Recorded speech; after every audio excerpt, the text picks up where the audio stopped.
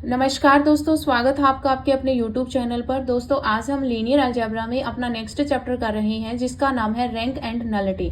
तो रैंक और नलिटी की डेफिनेशन को समझने से पहले आपको कुछ अनदर डेफिनेशन समझनी है, क्योंकि उन्हीं पर बेस्ड जो है वो आपकी रैंक और नलिटी की डेफिनेशंस बनेंगी। तो देखिए, आपको सबसे पहले जो डेफिनेशन करनी है वो आपको करनी है नल स्पेस और kernel of a linear transformation की। यहाँ पर जो आपके पास वर्डिंग में जो यहाँ पर डेफिनेशन लिखी हुई है, इसको समझने से पहले मैं आपको एक बिल्कुल नॉर्मल सिंपल वे से समझा देती हूँ कि नल स्पेस या फिर कर्नल ऑफ लीनियर ट्रांसफॉर्मेशन क्या होता है। क्लियर है? तो अब देखिए यहाँ पर डेफिनेशन क्या बनेगी। टी आपके पास यू से वी एक लीनियर ट्रांसफॉर्मेशन है, ठीक है। T from U to V आपके पास लीनियर ट्रांसफॉर्मेशन है। तो देखिए, मान लीजिए ये आपके पास यू सेट है और ये जो है वो आपके पास वी वेक्टर स्पेस है, ठीक है। ये यू है और ये वी है। अंडर टी हम इमेज निकालेंगे यू के एलिमेंट्स की। तो मान लीजिए मैं यहाँ पर फॉर एग्जांपल ले लेती हूँ कि यहाँ पर जो है वो 1 to 4 एलिमेंट्स हैं। जब मैंने यहाँ पर 1 की इमेज निकाली अंडर टी, तो मान लीजिए इसकी जो इमेज है वो 0 आई। 2 की निकाली तो 0 आई, 3 की निकाली 0 आई, 4 की निकाली तो 0 आई। अनदर भी यहाँ पर जो है वो एलिमेंट्स है इस यू सेट में, लेकिन हमने यहाँ पर 4 एलिमेंट्स लेकर जो है वो मैं आपको ये समझाने की कोशिश कर रही हूँ कि कर्नल ऑफ टी क्या होता है। तो यहाँ पर 4 एलिमेंट्स हैं। इन चारों एलिमेंट्स की जो इमेज है वो कहाँ पे गई है? वी वेक्टर स्पेस के 0 वेक्टर पे। क्लियर है? अब यहाँ पर जो आपके पास कर्नल ऑफ टी है, इसको आप नोटेशन इस तरीके से दोगे, कर्नल ऑफ टी या फिर आप एन ऑफ टी लिख सकते हो, कर्नल ऑफ टी या फिर नल स्पेस ऑफ टी। अब इसमें जो आपके पास एलिमेंट्स आएंगे वो सारे यू आएंगे। U belongs to capital of U, वो सारे यू आएंगे। यू क्या है? यू ये जो 1 2 3 है, ये मैंने एक जनरल नाम दिया है स्मॉल यू। तो जो ये आपके पास स्मॉल यू है, वो सारे यू आएंगे जिनकी इमेज जो है वो आपकी किस पे जा रही है? 0 पे जा रही है। क्लियर है? अब ये जो सेट बनेगा, जैसे यहाँ पर 1 की इमेज 0 पे गई, 2 की भी इमेज, 3 की भी इमेज, तो इसका मतलब 1 2 3 4 जो है ये आपके पास जो कर्नल ऑफ टी जो होगा इसके अंदर आ जाएंगे, ठीक है। तो ये जो है वो आपके पास डेफिनेशन होती है कर्नल ऑफ टी की या फिर नल स्पेस ऑफ टी की। तो जो कर्नल ऑफ टी है उसमें क्या आते हैं? यू के वो सारे एलिमेंट्स का सेट होता है कर्नल ऑफ टी जिसकी इमेज जो है वो वी वेक्टर के 0 वेक्टर पे जा रही है। यानी जिसकी भी इमेज 0 वेक्टर पे जाएगी वो सारे एलिमेंट्स जो है वो कर्नल ऑफ टी में आएंगे। आप इसको नोटेशन दोगे कर्नल ऑफ टी या फिर एन ऑफ टी। यहाँ पर जो डेफिनेशन लिखी हुई है वो समझ लीजिए क्या है। यहाँ पर लिखा है कि let T from U to V be a linear transformation. ये जो है वो आपके पास क्या लीनियर ट्रांसफॉर्मेशन है। द नल स्पेस और kernel of T is the subset of U consisting of all vectors U whose image under T is 0। यानी कि जो सबसेट ऑफ यू है, अब क्योंकि आपके पास ये जो यू सेट है, इस यू सेट से आपके पास जो एलिमेंट्स आई हैं कर्नल ऑफ टी में, ये जो एलिमेंट्स है वो क्योंकि यू के ही एलिमेंट है, तो अगर पूरा यू सेट है और उसमें से कुछ एलिमेंट्स की 0 पर इमेजेस जा रही है तो ये आपका सबसेट ही हो जाएगा। जैसे 1 2 3 4 एलिमेंट्स है और इसमें मान लीजिए बहुत सारे एलिमेंट्स हैं, तो ये आपका सबसेट ही होगा यू का, ठीक है। क्योंकि यू में तो और भी एलिमेंट्स हैं, लेकिन सिर्फ इन्हीं के एलिमेंट की जो है इमेज 0 पे जा रही है, तो ये सबसेट है। यही कह रहा है कि the subset of U consisting of all vectors U, U ये एक जनरल नाम दिया गया है, whose image under T is 0, जिनकी अंडर टी इमेज जो है वो क्या आ रही है? 0 आ रही है, तो वो आपका क्या कहलाएगा? कर्नल ऑफ टी कहलाएगा। मैथमेटिकली मैंने आपको ये भी बता दिया है किस तरीके से लिखोगे। आप कर्नल ऑफ टी लिख सकते हो या एन ऑफ टी लिख सकते हो। वो सारे यू आएंगे, U belongs to U, such that T of U जो है वो आपके पास 0 वेक्टर आएगा। क्लियर है? तो ये आपके पास नल स्पेस की डेफिनेशन होती है, जो कि मोस्ट इंपोर्टेंट डेफिनेशन है। अब देखिए, यहाँ पर कुछ थ्योरम्स हैं जो कि आपको यहाँ पर याद रखनी है नल स्पेस से रिलेटेड। वो क्या है देखिए। तो देखिए, यहाँ पर जो फर्स्ट थ्योरम है वो क्या है कि लेट टी फ्रॉम यू से वी, आपके पास एक लीनियर ट्रांसफॉर्मेशन है T from U to V be a linear transformation. ये क्या है? ये लीनियर ट्रांसफॉर्मेशन है। देन टी इज 1 to 1, कि जो टी ट्रांसफॉर्मेशन ये आपकी 1 1 होगी if and only if null of T जो है इसमें आपके पास सिर्फ और सिर्फ 0 वेक्टर आएगा। क्या कह रहा है कि अगर आपके पास टी ट्रांसफॉर्मेशन है यू से वी, ठीक है, ये जो ट्रांसफॉर्मेशन है ये आपकी 1 1 होगी। क्या होगी? 1 1 होगी। इफ एंड ओनली इफ की कंडीशन है कि जो आपके पास हमने जो नल स्पेस निकाला है उसमें सिर्फ और सिर्फ एक एलिमेंट आ रहा है। नल स्पेस में वो सारे एलिमेंट आते हैं जिनकी इमेज 0 पे जा रही है। अब यहाँ पर यू में, ये जो आपके पास यू है, इस यू में कोई और एलिमेंट नहीं है जिसकी इमेज 0 पे जा रही है, सिर्फ एक 0 ही है जिसकी इमेज जो है वो 0 पे जा रही है। तो जब नल ऑफ टी में जब आपके पास सिर्फ और सिर्फ 0 ही एलिमेंट आ रहा है तो वो आपके पास लीनियर ट्रांसफॉर्मेशन जो है वो क्या बनेगी, 1-1 बनेगी। और अगर 1-1 है तो आपके पास जो नल स्पेस ऑफ टी जो होगा उसमें सिर्फ और सिर्फ 0 एलिमेंट ही आएगा। तो ये इफ एंड ओनली इफ की कंडीशन में आपको याद रखना, 1-1 होगा तो नल स्पेस ऑफ टी में सिर्फ 0 एलिमेंट होगा, और अगर नल स्पेस ऑफ टी में 0 एलिमेंट आ रहा है सिर्फ, तो आपके पास वो 1-1 बनेगा। क्लियर है? तो ये आपको याद रखना है।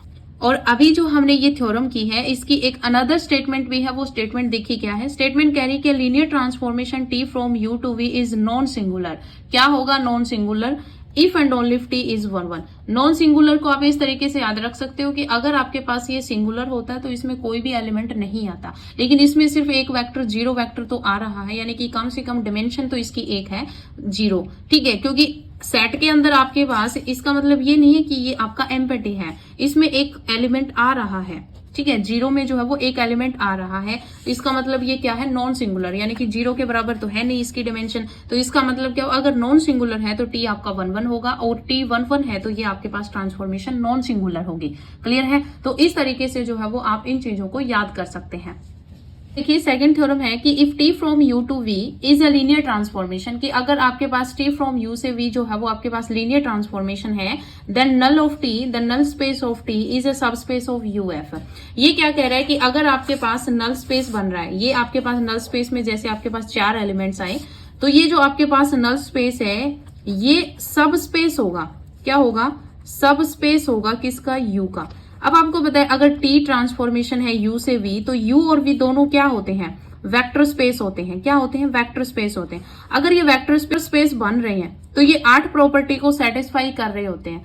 अब नल स्पेस जो होता है ये आपके पास जो यू वेक्टर स्पेस है इसका क्या होता है? सबसेट होता है। कि इस यू वेक्टर स्पेस के ही एलिमेंट जो है वो एन ऑफ टी में आते हैं, यानी कि नल स्पेस ऑफ टी में आते हैं, तो ये आपका सबसेट होता है यू का। अब अगर इसका ये जो सबसेट है, यानी कि जो सेट बन के तैयार होगा, ये अगर वेक्टर स्पेस की 8 प्रॉपर्टी को सेटिस्फाई अगर कर देगा तो ये आपका सब स्पेस हो जाएगा यू का। तो ये कह रहा है कि अगर टी लीनियर ट्रांसफॉर्मेशन है, then null space of T जो होता है, नल स्पेस ऑफ टी का जो सेट बन के आता है वो आपका सब स्पेस होता है यू एफ का। ये आपको याद रखना है। क्या होता है? वो सब स्पेस होता है। अगर आपके पास नल स्पेस में कोई एलिमेंट आ रहे हैं तो वो आपका क्या होगा? सब स्पेस होगा। किसका? वेक्टर स्पेस यू का। सेकंड इसको स्टेट किया गया है किस तरीके से, देखिए कि लेट टी फ्रॉम यू से वी बी अ होमोमॉर्फिज्म। ये क्या है? होमोमॉर्फिज्म। होमोमॉर्फिज्म का क्या है? Vector space homomorphism. Vector space homomorphism क्या है? Linear transformation. लीनियर ट्रांसफॉर्मेशन की डेफिनेशन मैंने आपको करवाई थी कि अगर लीनियर ट्रांसफॉर्मेशन बनता है, अगर यू और वी आपके पास 2 वेक्टर स्पेस है, देन हम एक फंक्शन डिफाइन करते हैं टी फ्रॉम यू से वी, इसको हम लीनियर ट्रांसफॉर्मेशन कहते हैं। अगर ये आपकी एडिशन और स्केलर मल्टीप्लीकेशन की 2 प्रॉपर्टीज को होल्ड कर देता है, वो मैंने आपको लीनियर ट्रांसफॉर्मेशन का चैप्टर जो मैंने आपको लास्ट चैप्टर करवाया था उसमें अच्छे तरीके से समझा दिया था। तो जब ये 2 प्रॉपर्टी सेटिस्फाई होती है तो वो आपका वेक्टर स्पेस होमोमॉर्फिज्म बनता है। यहाँ पर सीधा होमोमॉर्फिज्म जो है वो दे दिया गया है, लेकिन ये वेक्टर स्पेस होमोमॉर्फिज्म यानी कि लीनियर ट्रांसफॉर्मेशन की बात कर रहा है। ठीक है, तो अगर टी से यू से वी अगर आपके पास homomorphism, then kernel of T is subspace of U. तो जो आपके पास कर्नल ऑफ टी आप बोल सकते हो या फिर नल स्पेस ऑफ टी बोल सकते हो, ये सेम ही है। तो ये जो है वो आपका सब स्पेस होगा यू का। क्लियर है? तो ये जो 2 थ्योरम्स हैं ये आपकी मोस्ट इंपॉर्टेंट थ्योरम्स हैं, आपको अच्छे तरीके से ये याद रखने हैं। नेक्स्ट देखिए आपको क्या समझना है। नेक्स्ट जो है वो है रेंज और image of a linear transformation. तो रेंज या फिर इमेज ऑफ लीनियर ट्रांसफॉर्मेशन क्या होता है ये आपको समझना है। तो इसकी डेफिनेशन देखिए। डेफिनेशन है कि let T from U to V be a linear transformation, कि जो टी है वो आपके पास एक लीनियर ट्रांसफॉर्मेशन है। देन रेंज या फिर इमेज ऑफ टी, जो आपके पास रेंज होगा और जो इमेज होगा वो जो आपके पास होगा वो क्या होगा? सेट होगा all vectors in V. Set होगा किसका? वेक्टर्स इन वी का, वी के एलिमेंट्स का सेट होगा। That are images under T of vectors in U, यानी कि यू के जो एलिमेंट्स की अंडर टी जो इमेजेस आती हैं उन सब का जो सेट होगा वो आपका रेंज या फिर इमेज ऑफ टी कहलाएगा। क्लियर है? इन अदर वर्ड्स यहाँ पर दिया हुआ है, लेकिन यहाँ पर मैथमेटिकली भी आप समझ लीजिए कि रेंज ऑफ टी या फिर R of T, T of U आएंगे, वो सारे टी ऑफ यू। अब टी ऑफ यू जो है ये आपके किसके अंदर आएंगे? ये आपके किसके अंदर आते हैं? टी ऑफ यू ये आपके वी के अंदर आते हैं।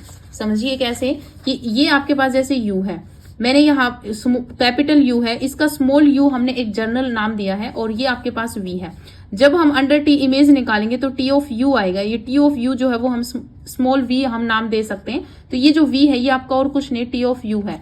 तो यहाँ पर जो है वो वी ना लिखकर इन्होंने टी ऑफ यू लिखा है, जहां पर यू जो है वो कैपिटल यू से लिया जा रहा है, क्योंकि आपके पास यू के एलिमेंट्स की ही जो है वो इमेजेस निकाली जाती है अंडर टी। तो वो सारे एलिमेंट्स का जो यहाँ पर सेट आएगा, ये टी यू जितने भी आए यहाँ पर इमेजेस बनेंगे, उन सब का जो सेट है वो आपका रेंज ऑफ टी या फिर आप बोल सकते हो इमेज ऑफ टी आएगा। क्लियर है? तो ये आपकी डेफिनेशन है। इन अदर वर्ड्स देख लीजिए क्या लिखा है कि द रेंज और image of a linear transformation T is the set of all those vectors of V. V के वो सारे एलिमेंट्स का सेट होगा which are image of vectors of U under T, यानी कि यू के जो एलिमेंट्स हैं उनकी जो इमेज आएगी अंडर टी, उन सब का जो कलेक्शन होगा वो आपका रेंज या फिर इमेज ऑफ लीनियर ट्रांसफॉर्मेशन में आएगा। क्लियर है? नोट में यहां पर दे रखा है कि जो रेंज ऑफ टी होगी उसको हम डिनोट करेंगे आर ऑफ टी से। रेंज ऑफ टी को किससे डिनोट करोगे आप? आर ऑफ टी से आप डिनोट करोगे। क्लियर है? अब देखिए नेक्स्ट जो है वो आपके पास थ्योरम्स हैं, जो कि आपकी मोस्ट इंपॉर्टेंट थ्योरम्स हैं। वो थ्योरम्स देखिए यहाँ पर फर्स्ट थ्योरम क्या है? फर्स्ट है कि let T from U to V be a linear transformation, कि जो आपके पास टी जो है वो क्या है? लीनियर ट्रांसफॉर्मेशन है। देन रेंज ऑफ टी, जो रेंज ऑफ टी जो आपके पास सेट आएगा वो सब स्पेस होगा वी का। जैसे लास्ट जो कर्नल ऑफ टी की जो डेफिनेशन की थी, कर्नल ऑफ टी किसका सबसेट होता था? यू का। अब यहाँ पर आर ऑफ टी किसका सबसेट है? वी का। तो वी और यू जो है वो दोनों ही वेक्टर स्पेस हैं। अगर ये वेक्टर स्पेस है, इनके जो सबसेट होंगे वो सब स्पेस बनाएंगे। तो ये इस तरीके से आप याद रख सकते हैं। तो U का सबसेट क्या होता है? Kernel of T. तो kernel of T subspace होगा U का। V का सबसेट क्या है? R of T. तो R of T subspace होगा V का। तो इस तरीके से आप याद कर लेना। तो T आपके पास लीनियर ट्रांसफॉर्मेशन है, देन रेंज ऑफ T जो है वो सब स्पेस होगा V का, और कर्नल ऑफ T किसका सब स्पेस होता है? कर्नल ऑफ T U का सब स्पेस होता है। क्लियर है? सेकंड थ्योरम क्या है कि if T from V to V be a linear transformation. अब देखिए ये जो लीनियर ट्रांसफॉर्मेशन है ये सेम सेट पे है V टू V, तो ये आप इस तरीके से भी बोल सकते हो T is linear operator on VF। मैंने आपको लीनियर ट्रांसफॉर्मेशन का चैप्टर करवाया था, उसमें मैंने आपको बताया था रिमार्क में कि अगर आपके पास सेम सेट पे अगर लीनियर ट्रांसफॉर्मेशन बन रही है तो वो आपके पास लीनियर ऑपरेटर कहलाती है। Then the following statements are equivalent. तो आपके पास जो फॉलोइंग स्टेटमेंट्स हैं दो, ये आपकी इक्विवेलेंट होंगी। ये क्या है? देखिए क्या फर्स्ट कह रहा है कि जो रेंज ऑफ टी है और जो नल ऑफ टी है उनका जो इंटरसेक्शन अगर आप करोगे तो इसमें सिर्फ और सिर्फ 0 एलिमेंट ही कॉमन आएगा। तो देखिए कैसे आएगा, जैसे ये आपके पास यू है, यू आपका कैपिटल यू है और ये जो है वो वी है। यहां से हम एलिमेंट्स की इमेजेस बनाएंगे, तो जब 0 वेक्टर के ऊपर जो इमेजेस आएंगे उनका जो सेट होगा वो आपके पास क्या कहलाता है? कर्नल ऑफ टी, या फिर आप इसको एन ऑफ टी लिख सकते हो, यानी कि null space of T. V जो है इसमें वो सारे एलिमेंट्स आएंगे जिनकी जो इमेजेस हैं वो बन बन के आ रही है। अब अगर हम कर्नल की बात करें तो इसमें सिर्फ और सिर्फ यहाँ पर एक 0 वेक्टर ही आएगा। अगर अलग भी एलिमेंट्स की जो इमेजेस बन के आएंगे वो भी एलिमेंट्स आएंगे, लेकिन यहाँ पर वो क्योंकि अलग की इमेज बनेगी तो फिर वो तो यहाँ पर कर्नल में नहीं आएंगे। मैं सिर्फ आपको इंटरसेक्शन की बात कर रही हूँ, इसलिए मैं आपको ये दिखा रही हूँ। तो इन दोनों में अब यहाँ पर एक 0 एलिमेंट भी होगा जिसकी इमेज 0 पे जा रही है, तो दोनों में आपके पास सिर्फ और सिर्फ कॉमन क्या आएगा? इंटरसेक्शन करोगे तो 0 ही आएगा। तो ये सिर्फ मैंने आपको आइडिया देने के लिए कहा था। बाकी यहाँ पर मान लीजिए एक और भी अनदर एलिमेंट्स है, उनकी इमेजेस भी आ रही हैं, तो इस वी में तो वो भी एलिमेंट्स आएंगे जिनकी अनदर एलिमेंट्स की भी इमेज बन के आ रही है। क्लियर है? लेकिन कर्नल ऑफ टी में सिर्फ वो आते हैं जिनकी जो इमेजेस है वो 0 पे जा रही है। हमें सिर्फ इंटरसेक्शन चाहिए, इसलिए मैंने आपको यहाँ पर सिर्फ और सिर्फ वी में सिर्फ 0 एलिमेंट दिखाया है। क्लियर है? तो ये जो है वो आपको याद रखना है कि जो आपके पास रेंज ऑफ टी जो है और एन ऑफ टी जो है उनके अंदर सिर्फ और सिर्फ इंटरसेक्शन करोगे तो 0 एलिमेंट ही कॉमन आएगा। नेक्स्ट सेकंड रिजल्ट कह रहा है कि अगर आप किसी वी एलिमेंट पर डबल अंडर टी इमेजेस निकालोगे और वो अगर 0 आ जाती है तो इसका मतलब वो तभी 0 आएगा जब टी ऑफ वी, यानी कि फर्स्ट जब आपने इमेज निकाली तो उसकी जो इमेज है यानी कि वी की फर्स्ट जो इमेज आपने टीवी निकाली वो आपके पास क्या होगी? 0 होगी। क्लियर है? तो ये आपको याद रखना है। तो ये उसके बाद देखिए यहाँ पर थर्ड रिजल्ट क्या कह रहा है? थर्ड है कि let T from U to V be a linear transformation. Linear transformation है u1 से लेकर un तक। अगर आपके पास लीनियरली डिपेंडेंट वेक्टर्स हैं u के एंड t इज 1 1, t 1 1 है और u1 से लेकर un तक लीनियरली डिपेंडेंट है, देन इनकी अंडर t इमेज जब आप निकालोगे t of u1 t of u2 से लेकर t ऑफ un तक वो भी क्या होंगे? लीनियरली डिपेंडेंट होंगे। अगर आपके पास टी लीनियर ट्रांसफॉर्मेशन है यू से एफ, यू के जो एलिमेंट्स है वो लीनियरली डिपेंडेंट है, देन अगर आप अंडर टी इनकी इमेजेस निकालोगे वो भी क्या होगी, लीनियरली डिपेंडेंट होगी। कब? जब आपके पास टी ट्रांसफॉर्मेशन 1-1 होती है। क्लियर है? उसके बाद देखिए फोर्थ रिजल्ट क्या कह रहा है, अगर आपके पास टी ट्रांसफॉर्मेशन है यू से V be linear transformation, U1 से लेकर U1 तक अगर लीनियरली इंडिपेंडेंट वेक्टर्स हैं आपके पास, क्या है, इंडिपेंडेंट वेक्टर्स हैं, और T जो है वो 1-1 है, T 1-1 है, ट्रांसफॉर्मेशन जो है लीनियर ट्रांसफॉर्मेशन जो है वो आपके पास 1-1 है, U के जो एलिमेंट्स आपके पास U1 से लेकर UN तक वो आपके पास लीनियरली इंडिपेंडेंट है, तो अंडर T इनकी जो इमेजेस आएंगी वो क्या आएंगी कि T of U1 T of U2 जो इमेजेस बन के जो सेट तैयार होगा वो क्या होगा, लीनियरली इंडिपेंडेंट होगा। अगर लीनियरली इंडिपेंडेंट है तो लीनियरली इंडिपेंडेंट होगा, यहाँ पर लीनियरली डिपेंडेंट था तो जो आपका इमेजेस का जो सेट बन के इमेजेस जो आ रही थी वो लीनियरली डिपेंडेंट थी। क्लियर है? देखिए फिफ्थ क्या कह रही है कि let T from U to V be a linear transformation, कि टी आपके पास लीनियर ट्रांसफॉर्मेशन है एंड V1 से लेकर Vn तक linearly independent vectors of R T and U1 से लेकर UN तक are vectors of U such that, कि आपके पास V1 से लेकर Vn तक जो वेक्टर्स आ रहे हैं वो आपके पास क्या है, लीनियरली इंडिपेंडेंट है। देन आपके पास U के जो वेक्टर्स आ रहे हैं उनकी जो इमेजेस है वो किस तरीके से आएगी, T of UI equals to VI, इस तरीके से जो है वो इमेजेस जो है वो काम कर रही है। फॉर ऑल I 1 से लेकर N तक है, देन U1 से लेकर UN तक जो होगा वो आपका लीनियरली इंडिपेंडेंट होगा। क्योंकि इंडिपेंडेंट क्यों होगा, क्योंकि यहाँ पर T ऑफ UI अगर U1 लेंगे तो आपके पास V1 आएगा, U2 लेंगे तो आपके पास क्या आएगा, U2 आएगा, यानी कि यहाँ पर 1-1 बनेगा, 1-1 बनेगा तो वो आपका लीनियरली इंडिपेंडेंट हो जाएगा, यहाँ से ही आपका कनेक्ट हो जाएगा। तो ये आपको याद रखना है। तो ये आपकी 5 प्रॉपर्टीज थी जो कि आपके रिलेट कर रही थी रेंज और नल स्पेस ऑफ टी से, तो ये आपको अच्छे तरीके से याद रखनी है। देखिए यहाँ पर नेक्स्ट जो आपके पास थ्योरम है, आपकी मोस्ट इंपॉर्टेंट थ्योरम है जो कि fundamental theorem of vector space homomorphism, fundamental theorem आप इसको बोल सकते हो सीधा। तो इसकी स्टेटमेंट क्या है, स्टेटमेंट कह रही है कि T from U to V be a linear transformation, कि अगर T from U to V अगर आपके पास एक लीनियर ट्रांसफॉर्मेशन है then U by kernel of T जो है वो आपके पास आइसोमॉर्फिक होगा T ऑफ U। क्लियर है? U अपॉन में कर्नल ऑफ T, ये आपको एग्जैक्ट याद ही रखना है। U क्या है, आपके पास वेक्टर स्पेस है। कर्नल ऑफ T क्या बनता है, क्योंकि आपके पास जो U बाय W जो है ये आपके पास एक कोशेंट स्पेस बनता है, क्योंकि आपके पास आइसोमॉर्फिक होने के लिए आपके पास एक कोशेंट स्पेस होता है, कोशेंट स्पेस आइसोमॉर्फिक होता है। ये मैंने आपको ग्रुप थ्योरी में कुछ करवाया था, उसको वहां से कनेक्ट कर रही हूँ। तो U अपॉन में आपके पास सब स्पेस होना चाहिए और kernel of T subspace होता है U का, तो U by kernel of T ये किसके आपके पास आइसोमॉर्फिक होता है, T ऑफ U के आइसोमॉर्फिक होता है। क्लियर है? तो T अगर आपके पास लीनियर ट्रांसफॉर्मेशन है तो आपके पास जो U upon kernel of T जो है वो आइसोमॉर्फिक होगा T ऑफ U के, ये आपको याद रखना है। क्लियर है? नेक्स्ट देखिए यहाँ पर जो आपके पास डेफिनेशन है, रैंक एंड नलिटी की डेफिनेशन है जो कि आपके पास मोस्ट इंपॉर्टेंट टॉपिक है ये, और यहाँ से हर बार क्वेश्चन पूछा जाता है। तो देखिए आपके पास क्या इसकी डेफिनेशन बनती है, तो मैं आपको यहाँ पर सीधा ही बता देती हूँ। T from U to V be a linear transformation, जो T है कहां से कहां तक U से V, ये अगर आपके पास लीनियर ट्रांसफॉर्मेशन है then we define the dimension of RT क्या था, हम लास्ट अभी पढ़ के आए हैं। RT आपके पास होता है रेंज ऑफ T।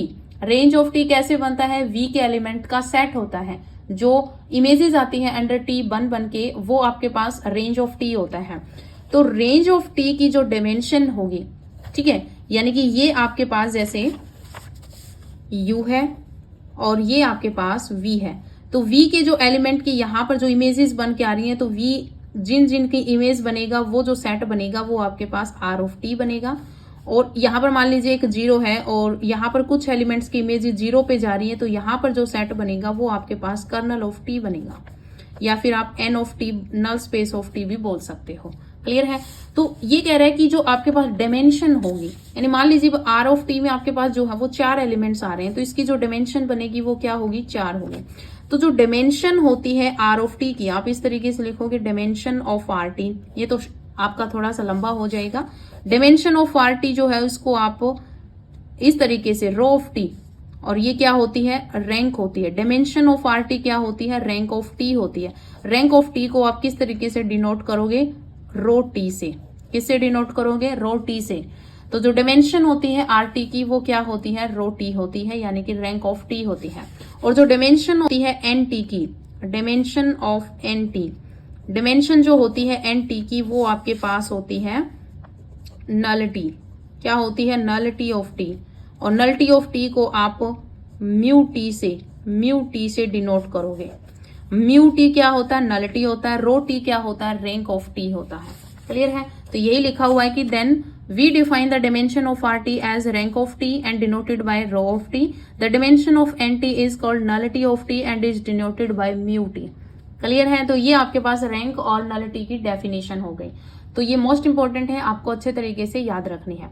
नेक्स्ट जो थ्योरम है इसको सिल्वेस्टर्स लॉ बोलते हैं, और ये जो लॉ है ये आपका रैंक और नलिटी से बना हुआ है, और इसी पर बेस्ड क्वेश्चंस जो है वो ज्यादा से ज्यादा पूछे जाते हैं। तो देखिए यहाँ पर ये आपका लॉ क्या कहता है। ये कह रहा है कि if T from U to V be a linear transformation, कि अगर यू से वी अगर आपके पास एक लीनियर ट्रांसफॉर्मेशन है, then rank of T plus में null of T. Rank of T आप कैसे निकालते हो? रैंक ऑफ टी निकलती है आपके पास जो रेंजेस का जो सेट आएगा उसका जो डिमेंशन होगा वो आपके पास रैंक ऑफ टी होता है। नलिटी ऑफ टी क्या होता है? नल स्पेस की जो डिमेंशन होगी वो नलिटी ऑफ टी होता है। इक्वल होता है डिमेंशन ऑफ यू के। यहाँ पर जो यू वेक्टर स्पेस दे रखा है इसकी जो डिमेंशन होगी उसके इक्वल होता है, यानी कि rho of T plus mu of T बराबर होता है डिमेंशन ऑफ यू के। या फिर आप इस तरीके से लिख सकते हो कि डिमेंशन ऑफ आर टी क्या होता है? Rank T. नलिटी टी को क्या लिख सकते हो? Dimension of N T. N T क्या है? एन टी आपके पास कर्नल ऑफ टी बोल सकते हो या फिर आप नल स्पेस ऑफ टी बोल सकते हो, बराबर हो जाएगा डिमेंशन ऑफ यू। तो यहां से जो है वो आपसे क्वेश्चन पूछे जाते हैं, इनमें से कोई दो वैल्यू दे दी जाती हैं, थर्ड आपको निकालनी होती है। तो ये आपका सिल्वेस्टर लॉ होता है जो कि आपका मोस्ट इंपॉर्टेंट है, और ये थ्योरम भी आप याद रख सकते हैं क्योंकि रिजल्ट भी पूछा जा सकता है। क्लियर है? तो ये जो है वो आपका चैप्टर कंप्लीट होता है रैंक एंड नलिटी का। होप सो कि आज की वीडियो आपको पसंद आई होगी। अगर वीडियो पसंद आई तो वीडियो को लाइक शेयर जरूर करें। तो आज इस वीडियो में इतना ही, मिलते हैं नई वीडियो के साथ। धन्यवाद।